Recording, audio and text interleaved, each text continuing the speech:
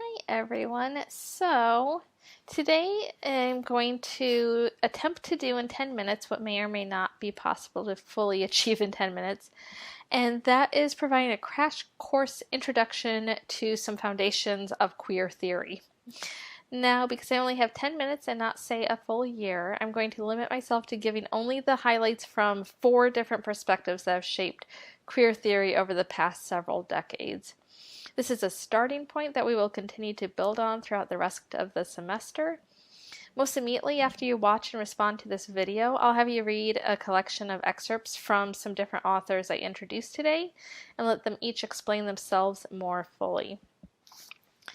The first perspective that I want to highlight is Michel Foucault's. Foucault wrote a 3-volume work called The History of Sexuality, which was published between 1976 and 1984. A 4th volume published after his death came out a few years ago. His most groundbreaking work came out of his first volume, in which he addresses what he calls the repressive hypothesis.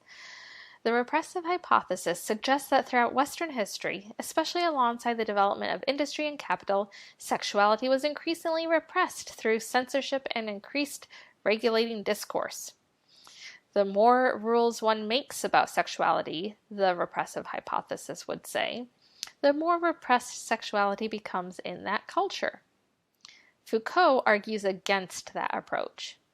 He says that to regulate sexuality, you actually end up talking about it a lot, and that discourse actually continuously brings into being forms of sexuality and gives them an identity and a power they would not have known before people started talking about them. Foucault identifies 3 main areas in which sexuality has been historically regulated. Law, through legal rules governing what people can and cannot do sexually. Religion, through conversations about what is and is not approved sexually, morally. And medicine. Foucault personally believes that the medical community has the biggest part in regulating sexuality. By regulating what was healthy and unhealthy, normal and abnormal, doctors also had to create names for a number of things that hitherto had just been things people did. Someone's personal sexual preference may have been just that until a doctor came along and named it a fetish. Similarly, sex between 2 men or 2 women could have just been one aspect of who each was, maybe not even that significant in their own understanding of themselves as a person. Once the medical, legal, and religious community started using names like homosexuality or inversion, which was the popular term in the 20th century, that sexual preference suddenly became a major way of how they were identified within society. Foucault became very foundational to a lot of what happened in gender and sexuality studies and queer theory, as each emerged as a field, because he very clearly was able to explain why sexuality was a social construct, but also what specific social institutions did that construction. Foucault's focus in these volumes, though, is sexuality more than gender. So I also want to talk about one of the major figures to shape conversations about queer gender, Judith Butler. There we go. Butler first came out onto the scene with Gender Trouble in 1990 in a pretty major way. Butler is known for saying that gender is performative. It is not something we are, but rather something we do. Like Foucault and other post-structuralists, Judith Butler operates under the assumption that we live in a world that is created by the language we use to describe it. This concept, called discourse, can mostly be summed up as describing things that don't exist until we talk them into being. Gender, Butler says, is one of those things. We might think that gender is linked to biological sex, but even biological sex depends upon someone pointing to a part of one person's body that is different from a part on another person's body, and making the decision that that difference is going to mean something. Because we're all born into a world in which discourse does, and for all intents and purposes always has existed, our performance of gender isn't usually something we're conscious of. It's something we grow into in order to exist in the world and successfully relate to others. In that sense, gender, Butler would say, is relational.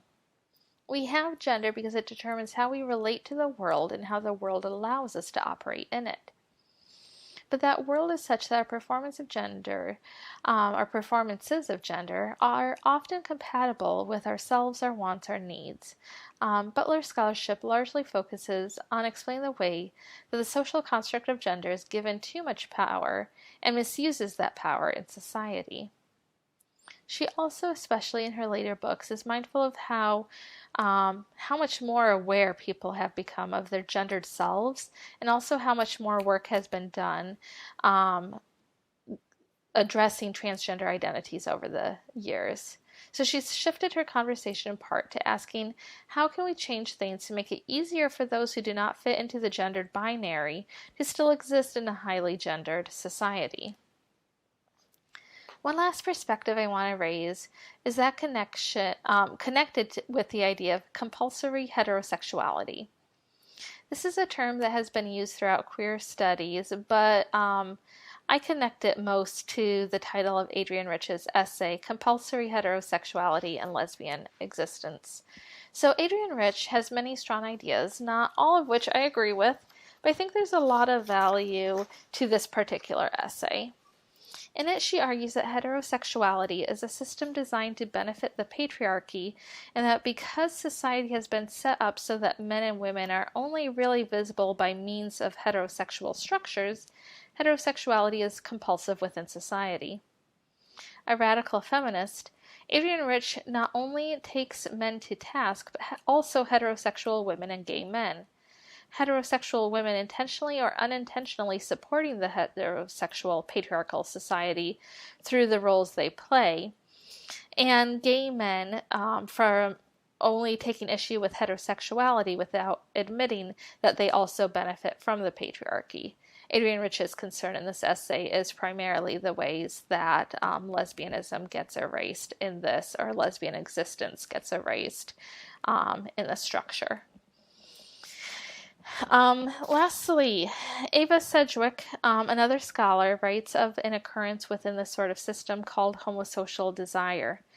Homosocial is the word she uses to describe the way that bonds between two men are often mediated by women, by means of women. An example of this is how two men might go to a show and connect over both finding an actress attractive.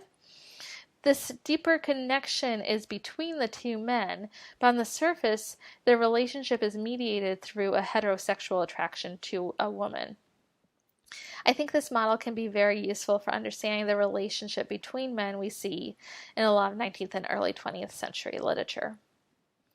The last thing that I want to note in this lecture is that this particular lecture is highlighting some of the big names that have steered a lot of scholarship, especially through British literary studies and queer theory, especially in the works we'll be reading in this class. But I want to point out that much that was written in the 70s and 80s that continues to be taught and discussed and written about today is from a very white European middle class perspective.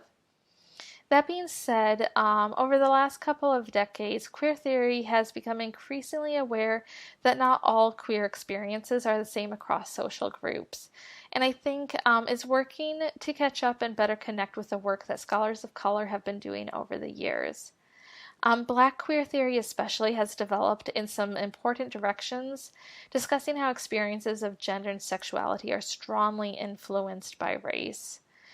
In the West, though, we also have to be aware of how white perspectives on gender and sexuality have affected queer people of color, and that's something that we'll especially discuss when we get to the high table. So I have a question in the discussion forum under this video for you to answer, and then I'd encourage you to go read the excerpts I've collected and respond to those as well. Hopefully, between my summaries and those excerpts, you'll feel like you have a beginning of a foundation in queer theory.